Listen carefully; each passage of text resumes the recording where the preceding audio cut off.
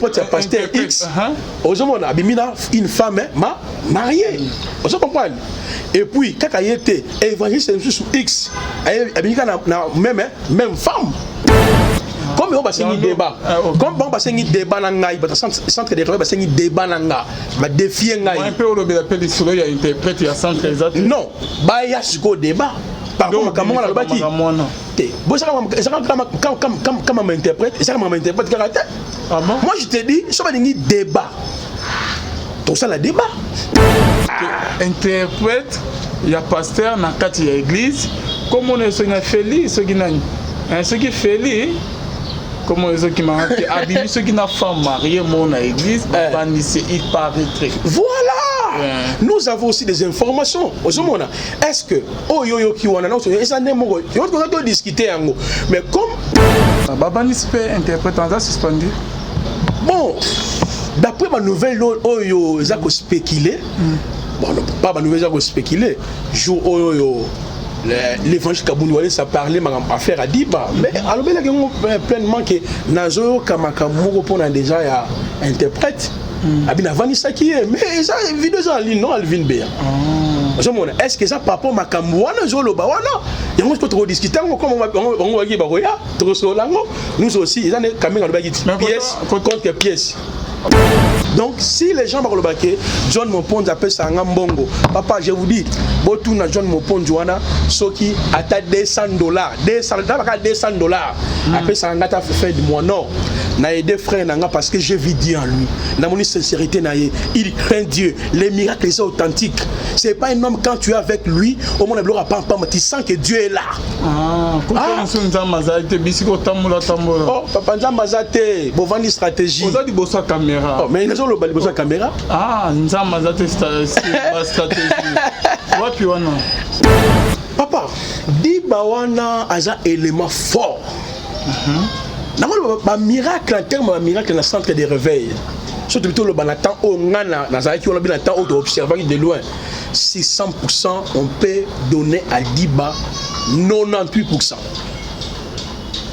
Je dis bien les grands miracles délivrance té ba katiere belé wana ba police belge mais ba gimole kawana vous comprenez là wala ça té c'est ba gimole ba nana nya prier là bon tout ba police belge bato bananyo manisition nani oya soki mujabu soki mamurabu so murabu mais ça dit ba ah bon ça dit banda ça ba délivrance ba mais ba délivrance ma casse sur ce dit ba dans centre de réveil. Mais est-ce que Marquis, on a eu le temps de discuter avec ses frères, on a impoli. Mais Marquis, ça en est bien. Non, c'est un homme bien, mais il est manipulé. C'est-à-dire le problème c'est quoi? Par qui? Non, il faut préciser. Mais par son maître, il faut bien signifier. C'est-à-dire comment ça fait-il que les gens pensent que les gens nanini. Il faut bien Marquis ça y assister à une émission, sorte que vous avez un débat. Vous avez la chance appareil quand même depuis ton abîme appareil et quand même. Alvin Béa, numéro nakosala na mère nakosala débat na Marquis. La présence à Marquis au Coro. Est-ce que Marquis, tout son a été? Je le vois un homme pacifique, mais je vois qu'il est manipulé. Pourquoi courir ça? Il faut un Marquis, ça donne la chance au big appareil. Alvin Béa, Batuboti a conflit à Bouzoba entre Walesa, l'évangéliste John Moponzi. John Moponzi a fini à Walesa. Na caractère c'est un homme sérieux. Il respecte Walesa. Même John Moponzi, moi tout le cas, même Ngombe Mounene, avec la papa na Walesa. Non, moi-même j'étais témoin. Marquis a un homme pacifique, il a évité celui qui bosse. Non, le frère est venu à Bandi Koloba. Donc, Bandi Koloba, un mensonge derrière mon dos. Il faut rester dans la Zambie. Ils ont monté. Il faut respect. Moi, j'ai traité avec ton père dans la foi. J'étais avec lui. J'étais son collaborateur. Il faut être nasimam qu'on a créé ma cam. Non, na vie na ramta polele na tonga nga batute. Na ramta vérité plein nga ba problème pété. Na émission na salaki, na ki pendant la fin wale sa té, na Emile wale sa té. Mais na ba wale sa appelle ça John Moponzi Nzambe té. C'est ça, elle va comprendre tellement les gens. Moi, je fais des investigations. Diba aujourd'hui, elle a une deuxième licence. ozomona azotanga théologie na ye diba ozomona quand même moninga azokol sa connaissance ozosangisa bamibale na ndenge nini John Mopoi na Diba te Alvin mabe na yo oza polémiste mon travail je te pose des questions pour que tu trouves une solution tu découvrir vérité kobenga polémique te l'homme de Dieu pourquoi yo ozaki pa walesa ozokoma loloka ke proche ya ba oyo bazali balongwe pa walesa o peke ezobimake bazotina oyo kolobe mabe ya walesa liboso ya caméra na koma prochaine c'est ndani yoyebi comment ça se dit papa Diba moussa nzambe te la femme appareil ndanga quand ce qui était Marquis Adngazala bosana e débat te Marquis na bolingwa nzambe frère osalanga débatté okukate ah bon naza un grand débatteur yoka na nenga mabete le frère n'a aucun niveau de ça la face envers moi en tout par rapport au débat. Non, je parle en niveau en termes de connaissance biblique. Parce que il y a licencié na campus, je crois mais que relations internationales. Ah bon, il y a un niveau là, ngap na docteur non. Yoka. Et le belo moroté. Non, ngai. Mais le belo moroté. Ngana aussi c'est un doctorat, na ma docteur nga. Parce que autant niveau, non, je parle d'un niveau n'est pas un niveau scientifique, je parle d'un niveau doctrinal, connaissant de la parole. On a un grand débatteur. Shalom, shalom, bien-aimés dans le Seigneur. Un grand merci. Nabino Nostobozo, la personne partout. Bonzambe, na bonzambe, Lola, les offres Simana, Antoya, pour la baguette, Tama, Boto, Kwaye. Rapidement, ça tout c'est Bissot, bien-aimé dans le Seigneur. Merci. La bande de l'Union, c'est vraiment Moussaloyo. Là, je vois les pasteurs et les amis ici à la bouche autour de l'Éternel et plus Zurich. Ma philo, Moukoya, Motema Bivin, c'est le homme depuis Londres. Ma maman Gisèle, Louké, le Motema Papa Emmanuel à Boston, les frères Papi, Condé, Nanzama, Lola Monayo, Bonzambe, Nabonzambe. Yesunde Moussou qui est bien aimé dans le Seigneur, toujours dans le cadre pour informer bien aimé. En tout cas, il y a une émission, il y a le Zali, vous allez toujours connecté, la meilleure chaîne de la voix céleste. Moi, je fais que mon travail bien aimé dans le Seigneur, toujours dans le cadre, il y a qu'au servir Bino bien aimé. Mais avant que tout le na mozindo ya masolo na biso maintenant pesa na prophète Placide Mbote parce que na prophète Placide oyo to annonce qui est déjà shalom prophète Placide. Shalom mon frère Alvin Beya, que la paix, la grâce d'Adonai Yehoshua Hamashiach l'unique et le véritable Hachem vous soit multiplié bandekune surtout baldiarabiso. Merci beaucoup prophète Placide. Avant que tout compte dans mozindo tout le monde il est c'est que notre réalisateur Arnaud Kamane va nous proposer et on se retrouve tout juste après pour les entretiens avec les prophètes Placide et Massissé.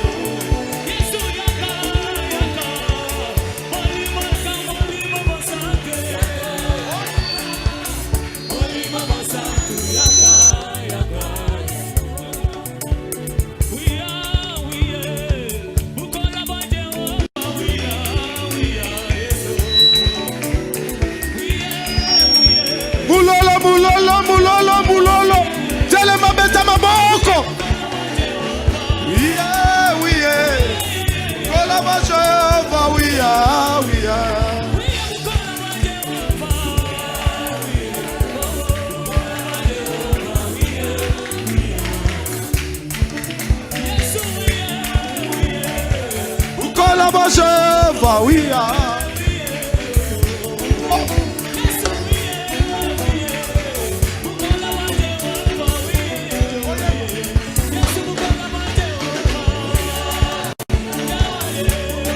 Jehova, oui, oui.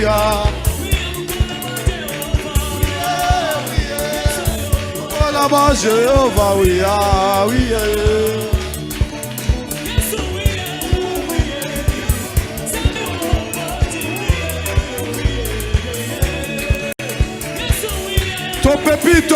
Topepi, yesalongi sibiso. Bandoki basamboi, toyebi bino. Kolaba Jehova, oui, oui.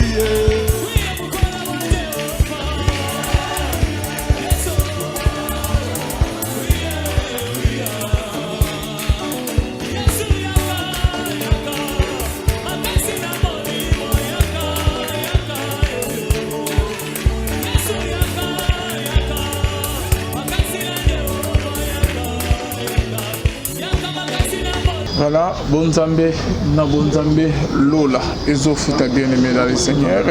Si maintenant tu as roulé Kenzama Boto, croyez, Wapi, prophète Placide, tu as l'élément Mokona, et bon, en fait, na élément wana, et ça justement, autant c'est la puissance de Dieu dans le corps de Christ. Bible Zoloba, Yehoshua, Jésus-Christ est le même hier, aujourd'hui, éternellement. Qu'est-ce qui s'est passé? C'est qui dimanche au Etuboleka. De vivre au bazo benga les actes des apôtres. Parce que dans l'acte des apôtres, on a vu Dorcas Tabitha Koufa à revenir à la vie. Dans l'évangile, tout le monde a Lazare à Koufa à revenir à la vie. L'homme de Dieu, pendant qu'on enseignait sur panier qui circulait encore, un homme, Azali, voisin, c'est-à-dire, Azak toujours quand on a un quartier, moi, je suis Koufi. Ce que comme une question, est-ce qu'il faut que l'hôpital to kende wapi ndembala moko esprit est touché papa wana aya en église tango ene kati église abandi ko sambela pona mwana wana bazobondela mwana wala mukate yo moi même na kati vidéo wana notre évangéliste John Mopont a longoli même veste parce que c'est une facilité à invoquer le Seigneur Jésus-Christ aussitôt mwana wana revenir à la vie. Voilà pourquoi tout ça kolobaki s'il y a le faux, il y a aussi le vrai. Donc quand on a qui koloba a Alvin que John Mopondi a un ministère moko spécifique qu'on a pessier et ça différent avec les autres et ça n'est pas pour qu'on niveler na mutumoko qui que ce soit. Non. Les autres ont banamba o balakisa nzambe ba pesa nzambe ba bima liboso na ye. Et les musiciens m'ont beaucoup taillé qu'il faut respecter les vieux qui ont vécu. Ils n'ont pas besoin de respecter non. Les premiers années Alvin. L'appel, c'est une vocation céleste. Lorsque nous lisons ce qu'on a le Tanakh, l'Ancien Testament, le Tanakh est composé de Nevi'im, les Ketuvim, c'est-à-dire la Torah, les Nevi'im, les Ketuvim, l'Ancien Testament. Le mot appel signifie Clésis en grec ou skopos, qui est traduit en français par répondre à une invitation ou appel ou une vocation céleste. Ça dit, tout ça déjà apôtre, prophète, docteur, évangéliste depuis l'éternité. Au moins, nous avons un exemple mis balé. À l'occurrence, il y a prophète Jérémie. Jérémie chapitre 1er, les versets 4 à 5. Yahweh déclare que n'a consacré Jérémie et je l'avais établi prophète avant même Abotama. Dans un deuxième exemple, l'apôtre Saul Paulus, que nous appelons l'apôtre Paul. Dans Galates chapitre 1er, les versets 14 à 15 à 17, l'apôtre Saul Paulus déclare: il a plu à celui qui m'avait mis à part dès le ventre de ma mère de se révéler à moi. Donc c'est ce qu'on appelle la vocation céleste, Clésis Scopos. John Mopondi est pasteur, n'est pas par le fait qu'il n'a bishop tel, n'a évangéliste tel, n'a commis pasteur. C'est faux. Il est pasteur, il a dit par rapport à Yahshua préélectoral Yanzamé depuis l'éternité. Mais dans les temps, j'en ai Salvin, dans les temps, comment l'appel là se manifeste? Pour na bateau ba bengami bazala ba apôtre ba prophète ba docteur, le point de départ ils nous l'appel au salut ou to benga l'appel général, l'appel au discipulat ou discipulat. On dit l'appel à la repentance. Ce qu'on dit meli évangile à Jésus-Christ. Ce qui a pendant qui ose à la apôtre prophète. Étape d'abord l'acceptation de l'évangile. La deuxième étape c'est la révélation. Il va se révéler en toi. La révélation c'est la soit par le biais d'un homme qui vient pour vous annoncer Alvin Ozali évangéliste. Alvin yo Ozali apôtre. Moutoana prophétie à Pessio. Ou bien soit Yahweh mon croyant que Napoléon à la évangéliste comme dans Actes chapitre 9. Lui-même Yahweh est venu vers l'apôtre Saul Paulus. Matthieu chapitre 4 les versets 12, 13, 16, 17.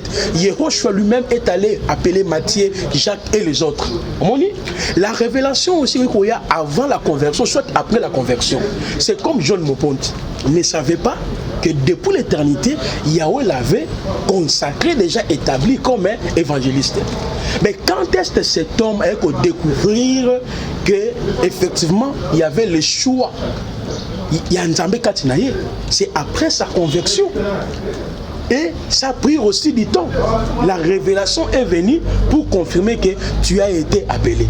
Ce qu'on a franchi, deuxième étape, il faut passer maintenant à la troisième étape, la formation. La formation aussi, il y a deux axes. Soit Yahweh envoie une personne interposée pour t'enseigner. Là, j'ai exemple, il y a Paul et Timothée. Abengi Timothée, son enfant légitime, ou a bâti na kati évangile.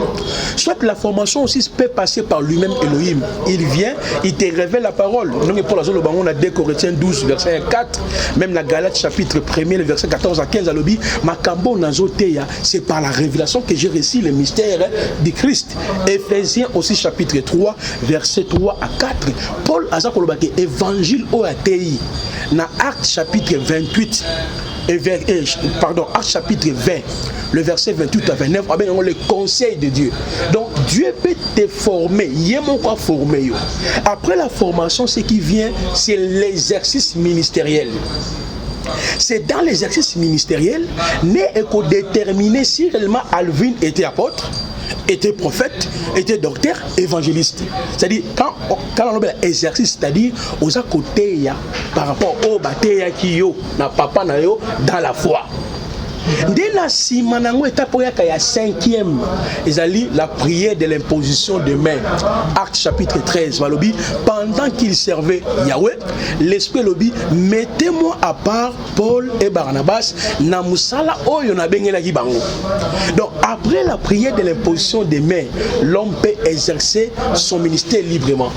Autre consécration, copia mutunzambe, consécration, c'est une aberration doctrinale. Les gens la place dans le fondement des apôtres. Parce que le mot consécration est outil na verbe grec archios. Archios est sanctifier, purifier, consacrer, mettre à part. Mais le mot hébraïque pour parler de la consécration, c'est Kaudash ou Kaudash. Voilà pourquoi le pasteur est important aussi aussi la langue hébraïque, la langue grecque, et pour permettre pour comprendre aussi la parole. Pour la ligne. Dans le principe, il y a interprétation de la parole. Il y a ces 5 principes qu'il faut retenir. 1. L'aspect linguistique. C'est très important. L'aspect linguistique. 2. Contextuel. 3. Géographique. 4. Historique. Mais prophète Placide, on va bien. Na boye binyon soza na ngo connaissance nyon soyo. Oko luka obani sa ministère na mo te ka ko ya ko kumisa baninga. Vous avez une conception erronée en ce qui concerne le ministère. L'église, c'est le corps mystique de Yehoshua. Tant que le ministère, mais c'est ce que je suis en train de faire. Non, exercer le ministère là. On confirme que John Mopondi est un Nzambi. Mais Alvin, mais John Mopondi, confirmation exacte passé dans la lobby, mais les œuvres sont là. Yehosh avait dit quoi? Les œuvres sont là, bien sûr. Il y a que la manifestation des miracles n'est pas le signe que tu as avec des miracles. Là, je suis tout à fait. Alors, peut-être que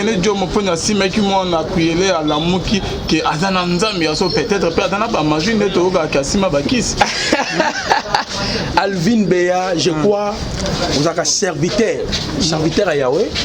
Moi, je te dis, l'évangéliste John Mopondi, c'est un homme qui craint Yahweh. Qui craint Yahweh.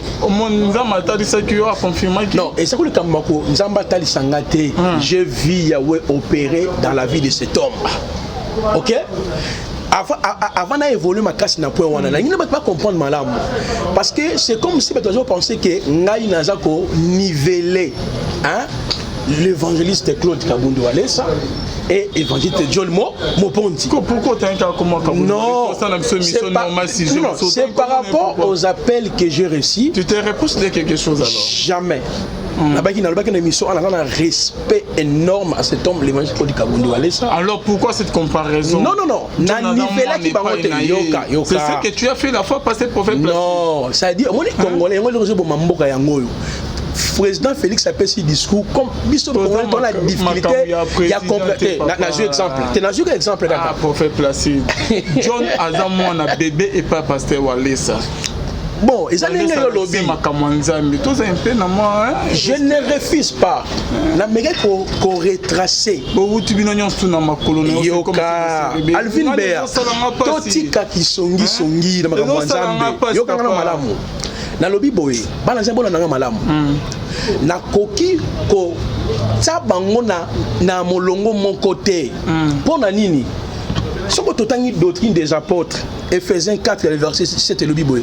Mais à chacun de nous, la grâce a été donnée selon la mesure du don d'Amashia ou de Christ. C'est pourquoi il est dit, étant monté en haut, il a amené les captifs, il a fait des dons aux hommes. Kabundu, ça c'est un don. Charismata. Non. Azali don. Évangéliste John Mopondi pas Azali don. Mais Azali ba personnage au bakeseni. C'est par rapport à mesure du don d'Amashia de Christ qu'ils ont reçu.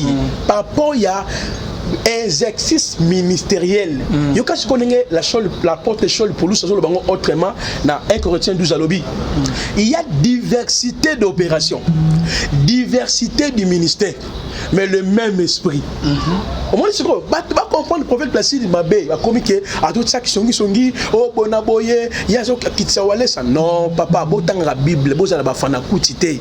Moi je suis en train de dire entre l'évangéliste John Mopondi et le pasteur Walesa, on ne peut pas les niveler. C'est impossible parce que chacun a reçu les dons particuliers de la part de Yehoshua.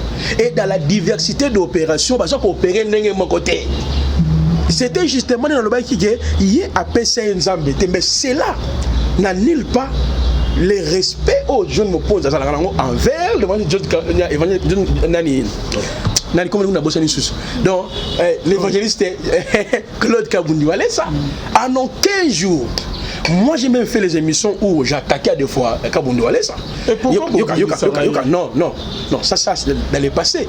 Mais je n'ai jamais vu à Mukolomokote John Mopondi me dit ou à charger Ngaï comme j'étais hier avec l'un Yabato Basimi Presse à Kabundu Alessa est venu pour dire que non, le prophète Placide est envoyé par pasteur John Mopondi, corrompu pour saluer le pasteur Alessa. Frère, arrêtez de telles bêtises à mon nom.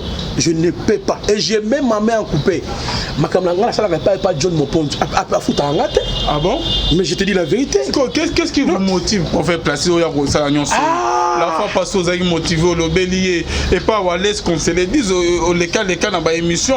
Moi, quand tu coupes bien ça, moi j'ai les bananes, comme moi motivation. Et pas John Mopondi. Papa, voilà pourquoi j'avais dit des personnages différents. Non, des personnages différents. Yoka. Tous en côté à des personnages différents. Ok, Yoka, Nazoka. Pour la ligne. Na baneli bien bon na malamu. Si je suis à côté de cet homme, John Moponti, la première des choses, je vis les miracles que Yahweh a opérés dans ma vie. Dans le colonanga, cet homme a prié pour moi. Na soufraka na le kwana. Na ba ki on a même une émission, l'évangéliste Claude Kabundouale ça est témoin oculaire. Comment je souffrais avec ça. Mais cet homme a prié pour moi. Dans ces moments-là, il n'était même pas un pasteur reconnu. Il une église. Il a un Maranatha, côté triomphal. Serviteur déjà de Dieu. Même d'après les faits historiques, il a même commencé avec chez Sony Kafuta, un grand partenaire de l'église de Sony Kafuta. Parce qu'il m'a expliqué. Je vais répondre à la question. Non, mon frère, National Bisayo, Babengango, Ezali, spéculation, mon co.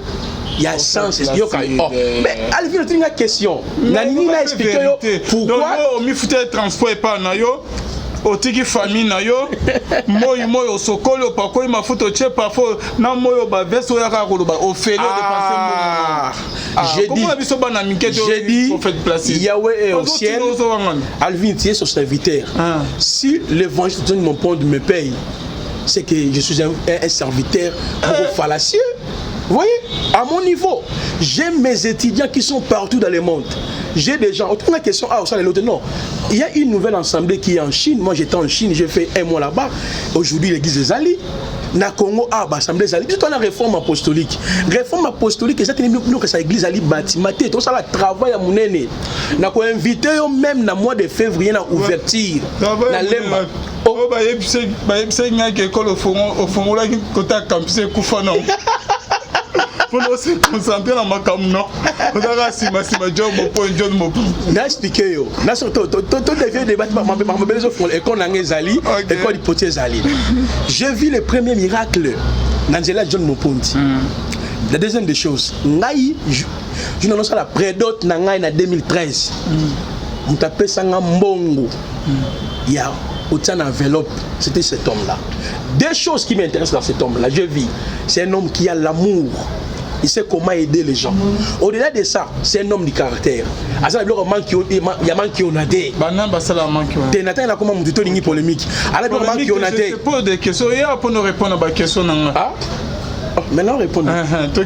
Il y a des pasteurs au bazar reconnus, bazar réputés dans le montage, bazali. John a ça dans le montage. Je vous dis, c'est faux, papa. Bébé autour la maison montage. Papa, il monte des kilts en live. Bébé, quand on est mais on peut-être que beaucoup de gens qui église, tout le monde en peut dans Yoka, bien sûr. Pour d'abord comprendre, dans la Merge TV na YouTube, beaucoup de monde kilt les gars qui n'intégralité dans la Merge TV, beaucoup de monde c'est pas ça qui. Si dans un John Moponti, d'abord je vis l'humilité. Je vis Dieu. Moi j'ai mon père dans la foi. Mutu ola et dans la carte qu'on dit malanga baza belé mais mutu a ça sens ya compréhension à parole. Les autres personnes humilité ezala gité. Talalvin, je pas ça la nzambe mais ba likro. Baza ba likro, ba vivre la stratégie, ba mier le kuta, mensonge, haine, calomnie et ça règne. Si je suis avec John Moponti et ça éternalité, ça quand tout ça corps moko naza ko aider yete même ça la nzambe. Omoni. Donc si les gens ba le baquer, John Moponti appelle ça ngambongo. Papa, je vous dis, botou na John Moponti wana soki ata $200, $200. Après ça ngata fait de moi non. Na aider frère nanga parce que je vis Dieu en lui. Na mon sincérité na il craint Dieu. Les miracles sont authentiques. C'est pas un homme quand tu es avec lui, au monde bloc pas tu sens que Dieu est là. Pourquoi on nzamba zaite bisiko tambola. Oh papa nzamba zate, bo vandi stratégie. Oza di bossa caméra. Oh mais ils ont le bossa caméra. Nzamba zate stratégie. Wapi wana. Vous êtes important mais toi la matoya vous comprendre. Ça dit bah comprendre parcours tout ça dans ministère, on a compris que beaucoup de hommes de Dieu baza théâtre, ba faux miracle, ba c'est la makam. Tant que comme ba koseli ngai ba bige ngai prophète Blacide na bengi ba centre de réveil, na yisi bongo que John wala ebe le côté, ngam la l'accès makam nzambe, au mona ke degré à mensonge, les hommes de Dieu baza nango. Pour na connuit. Or quand moi bazo ba vérité to bazo ba mensonge. Papa, il y a une partie de la vérité. Quelle est cette vérité? J'ai trouvé dans cet homme, John Moponti, l'humilité. Il m'a accordé bam, il m'a accordé. Mais cet homme a accepté de réunir ses serviteurs afin de dispenser le cours dans son église. Qui peut faire ça au Congo? Avec renommement, avec sérieux, Basu parole dans le trop dans le sens. J'étais avec l'un, il y a ça. On discutait qui n'a même Nani, Ndeko Marquis. On a eu le temps de discuter avec ses frères. On a un poli. Mais Marquis, ça est bien. Non, c'est un homme bien, mais il est manipulé. C'est-à-dire le problème, c'est quoi? Par qui? Non, il faut préciser, mais par son maître, il faut bien signifier. C'est-à-dire, comment ça fait-il que les gens pensent que. Ah, les gens. Nanini. Ah, il faut bien Marquis ça pour assister à une émission, sorte que vous avez un débat. Vous avez la chance, appareil, quand on a depuis ton abîme appareil, et quand on a. Alvin Béa. On a numéro, Nakosala, Nakosala, débat na Marquis. La présence de Marquis au Congo. Est-ce que Marquis, tout ça en a été? Je le vois un homme pacifique, mais je vois qu'il est manipulé. Pourquoi courir ça?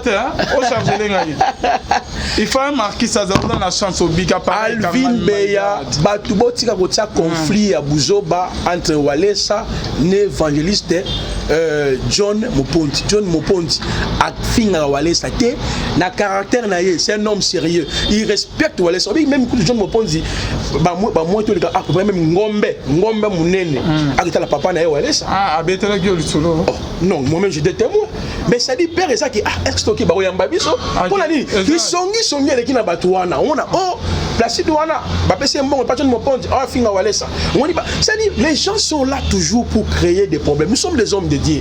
Même si tu as un clivage doctrinal, mais alors, ça ne s'est nuance autour. C'est la parole.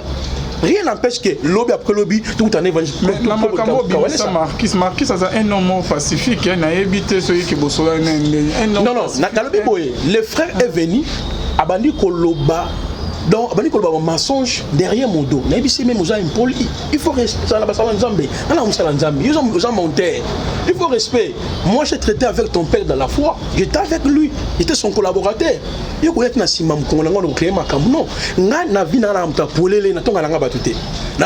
vérité, plein de problèmes. La émission dans la qui pendant la fin Walesa te, Walesa appelle ça John Mopondi Nzambe te. C'est ça, elle va comprendre tellement les gens. Moi, je fais des investigations. Dibo aujourd'hui, elle a la deuxième licence. Elle a la théologie. Quand même, on a sa connaissance. Ozo 5 balé. John Mopo na diba. Alvin. Ma benayo oza polémiste.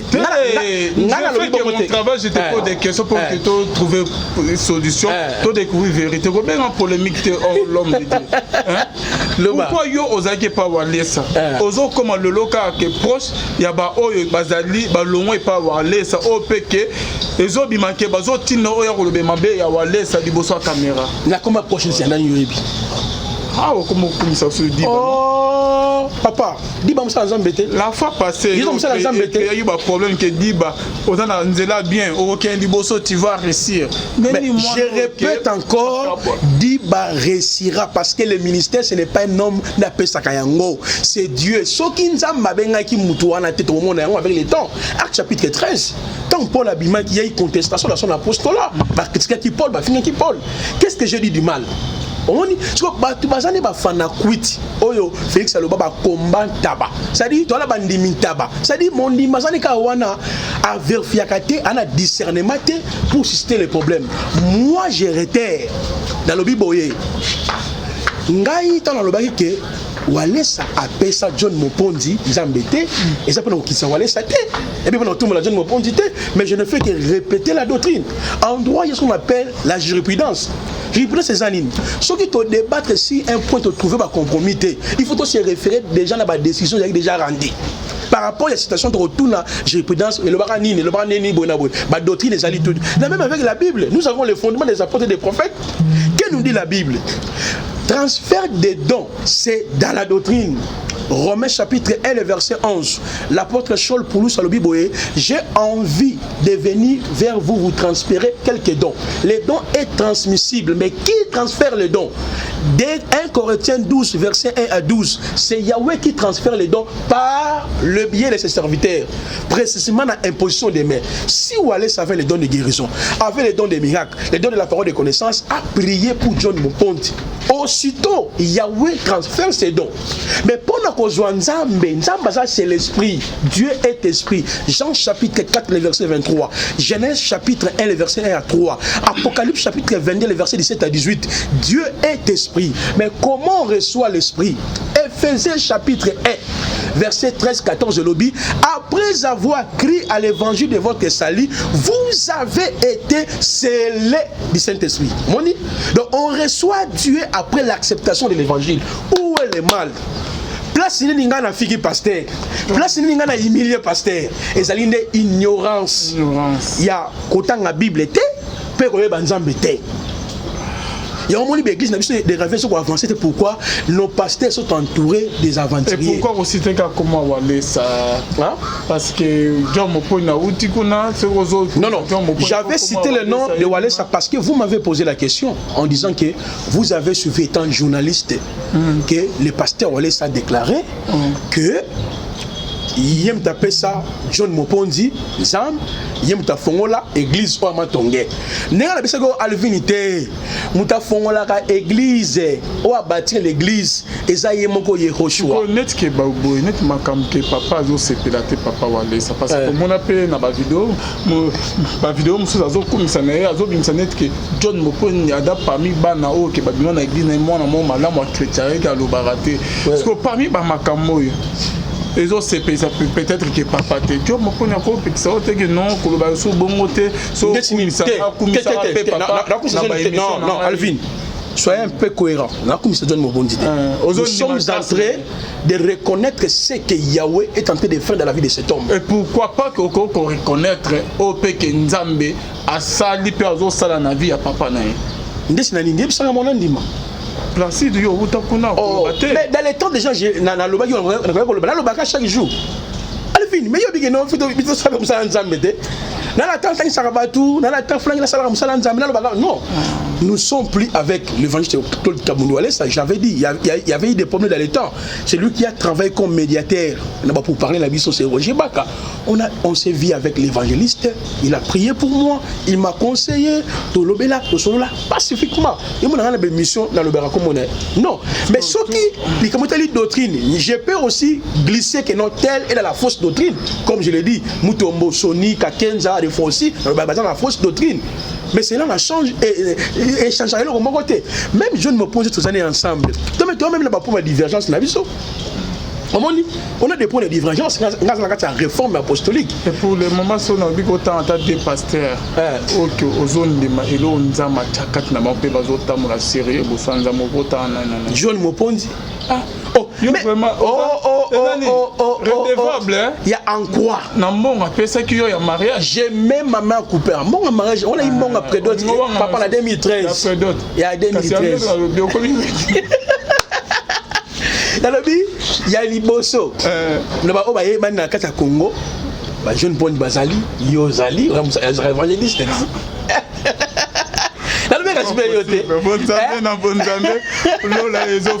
Mais appareil quand ce qui était Marquis Adngazala bosana débat. Te Marquis na Bolinwanzambe frère.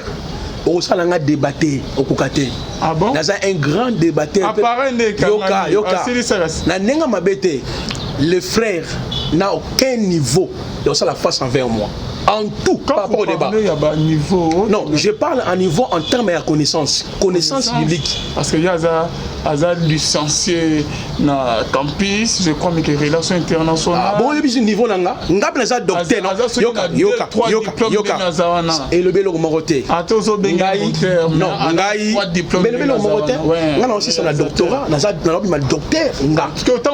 Niveau. Non, je parle un niveau n'est pas un niveau scientifique, je parle d'un niveau doctrinal, connaissance de la parole. Moi, j'ai un grand débatteur. J'ai fait des débats avec des musulmans, avec des hommes renommés, reconnus dans le pays. Non, c'est un débat dans Marquis en guise de quoi?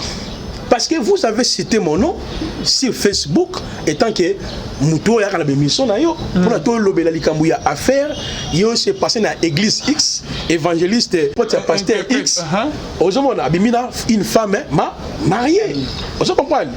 Et puis, quand il était évangéliste X, il y a même femme. Vous m'avez appelé tant que Nani.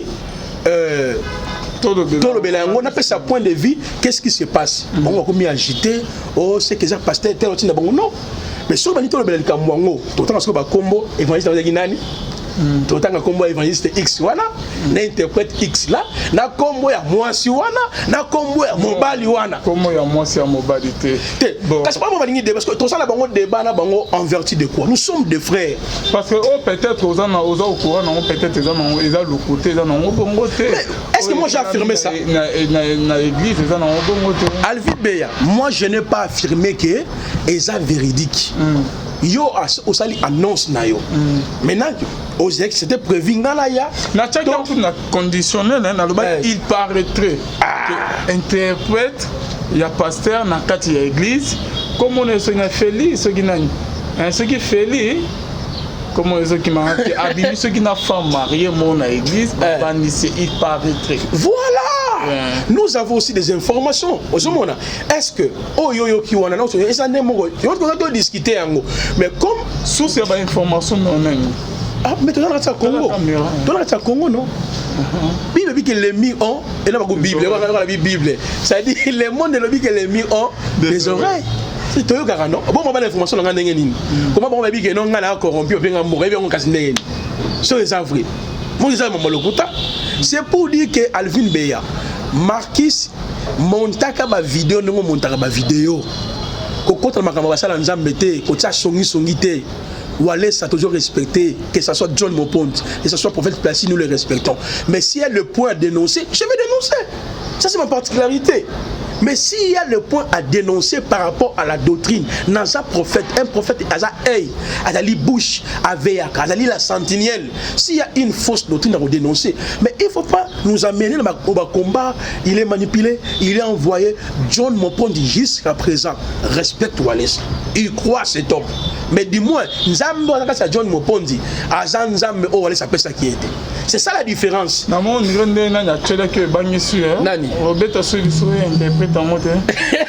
Te woni ilunga tema tela kiyo e bangisa kiyo lobi te bangisa ngonga te eza pona ko faire comprendre bango ke ngana na problème na pasteur te comme on va sengi débat comme on va sengi débat na ngai ba centre de travail ba sengi débat na nga ba défier ngai un peu au lobi la peli solo ya interprète ya centre exact non ba ya siko débat par contre comment on a baki te bo ça comme m'interprète et ça comme m'interprète caractère.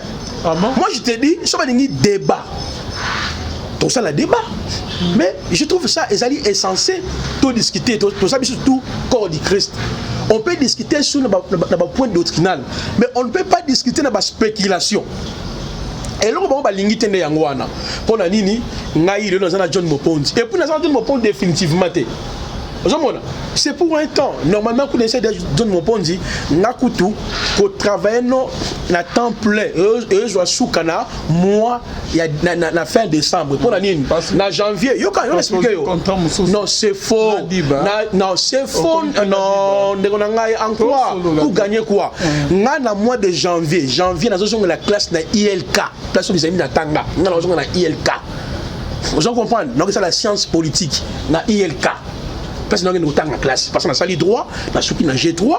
Maintenant, nous avons la licence politique. Et puis nous avons le docteur. Pendant la licence en théologie, nous avons un doctorat, nous avons un master. Donc c'est la science politique. Dans ILK. Donc c'est-à-dire, nous allons tenter le matin, il faut une école. et puis na pourquoi il faut dans l'église na mois de février on a biso ya réforme na pesi mbote disciple ngai bon disciple ngai c'est fort l'un de mes frères de compagnons de lutte frère Gauthier Bemba ça na Chine parce que ba frère ba idaki biso pas tous la place pour installer ensemble et école biblique donc dans un temps plein mais cela n'empêche pas dans ça de temps en temps et pas John Mopondi. Et par rapport à l'évolution, il y a un ministère, il y a Diba, il y a un miracle peut-être que à Salato, à Zosala, on a évité. Est-ce que vous avez le barobac ça? Papa, Diba wana a un élément fort. Un miracle en termes de miracle dans le centre de réveil. Surtout plutôt le temps où on a le temps où on observe de loin. Si 100% on peut donner à Diba 98%. Je dis bien les grands miracles de délivrance c'était Bakatière belé wana ba police belge mais ba Gimole kawana vous comprenez oh là wala ça tenga na bonté tinga mbadi ba yokana wala ça oui parce que il y a pas de soin dans onction il y a pas c'est notre oh c'est le Saint-Esprit botika biloko wana papa 1 Jean chapitre 2 le verset 20 ba Gimole banana na prier là bon tout ba police belge bato bananyo mancision nani oya soki mujabu soki mamurabu so murabu mais ça dit ba ah bon ça dit banda ça la délivrance ba onction mais ba délivrance ma casse sur ce diba dans le centre de réveil. Mais est-ce que même bon, tout pas hier parce qu'on ça peut-être parce que ça là bon, c'est-à-dire Dieu a opéré dans le chef de cet homme. Point barre. Où est le problème? Qu'est-ce que vous dites par rapport au miracle tout ba délivrance à ma casse ou dans le centre de réveil il y a un grand polémiste. Papa toujours c'est l'émission. Alvin Béa, évangéliste. Est-ce que il est dans le lobby? Parce que le lobby est un miracle à Makassi. Ezadiba. Délivrance à Makassi. Délivrance c'est un miracle à Makassi. Mais moi je ne vous crois pas, prophète. Mais c'est ton problème. On a tourné des émissions là-bas, c'était que non. On me dit même tabac. Qui a prié pour Edingwe? C'est pas Diba. Qui a prié pour police belge? C'est pas Diba. Qui a prié pour Mourabi, Moudjabou? C'est pas Diba. Ok, un miracle est bougé dans le temps au ming, c'est dit bah.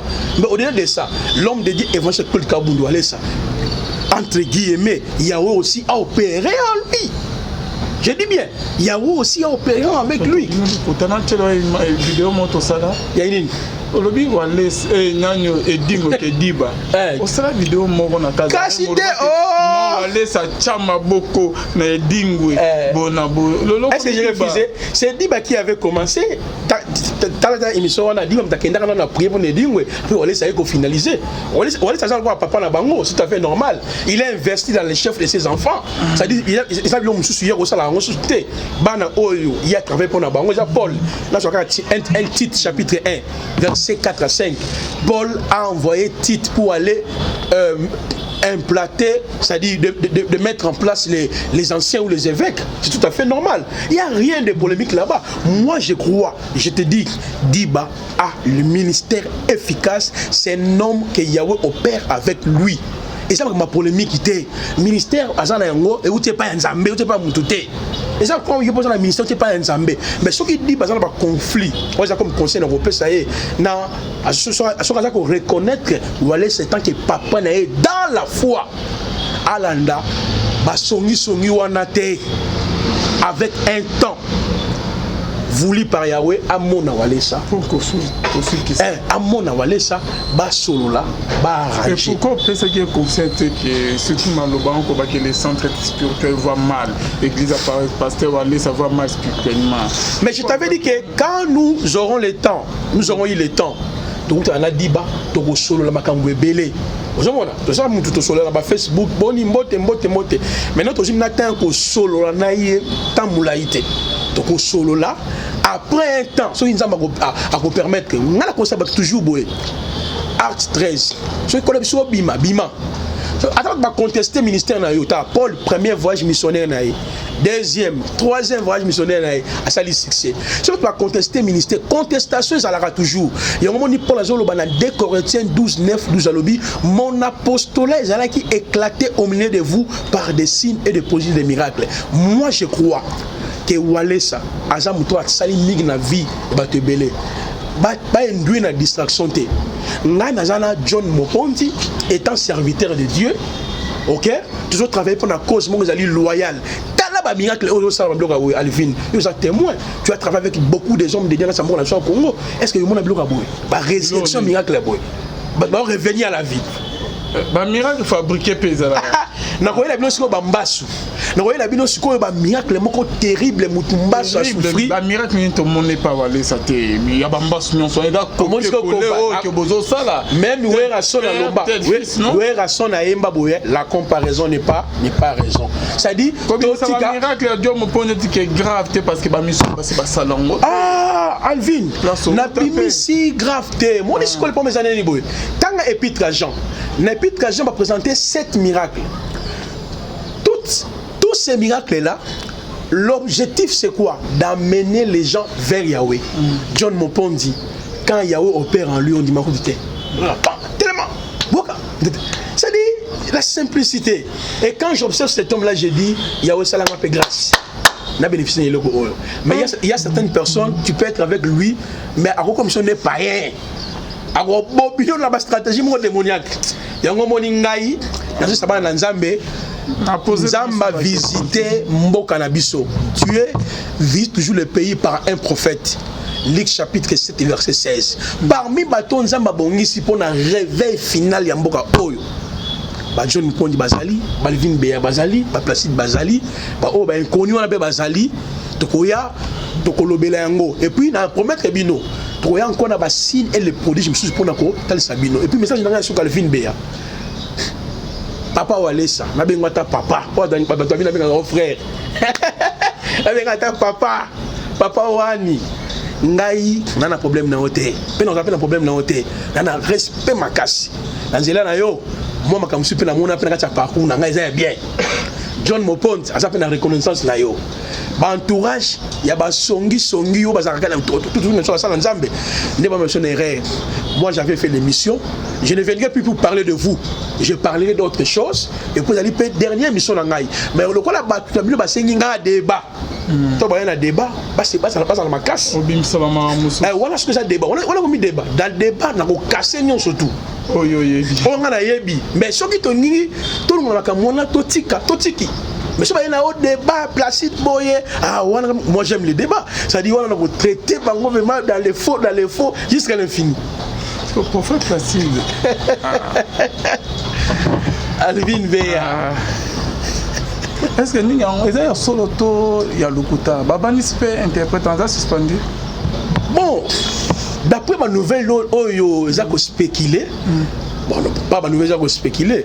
Jour Oyo. L'évangile Kabouni ça parlait à faire à Diba mais alors il y a pleinement que Nazo Kamakamouro pour déjà interprète Abina Vanessa qui est mais ça vidéo en ligne non Alvin Beya est-ce que ça papa Makamouana Zoloba wana il y a trop discuter comme on va dire nous aussi ils ont quand même pièce contre pièce. OK autant ba comme ceux qui baillent casse pièce contre on a la pièce contre pièce. Ce qui va lingi pièce contre pièce. On va tirer pièce, on va tirer pièce. Appareil Kangami, ce qui est dans ouvert prophète Placide. Au Kamambinga Mobala côté frère Marcus. On les a la distraction. Frère Wana a monté ma vidéo. Frère, monter ma vidéo. Tiens ma vidéo d'internet. Pour ça tu vas ta polémique qui va passer. Puis ça va ça dans la Bible. Tu veux nous créer des polémiques Placide Wana papa. On attend la réponse prophète Placide. Ils sont des gens jaloux du prophète Placide. À l'obité jusqu'à que la vérité. Vérité à Nini. Là, l'église va se faire. Non, ça y est, Makambwalokuta, ça dit, vérité ça que non, avec partage, là je ne peux pas partager un problème, mais ça comme on partage avec Walesa. Ils ont problème, ça comme je partage avec tout le monde.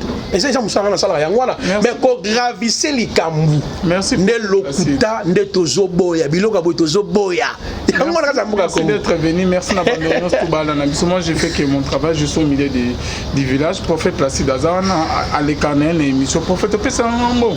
Papa, il est bon. Ceux qui sont déjà à l'équinaïe, donc les propriétaires n'engagent que son propriétaire, Bandeko, Bazo, Benga, Bazo, Finga.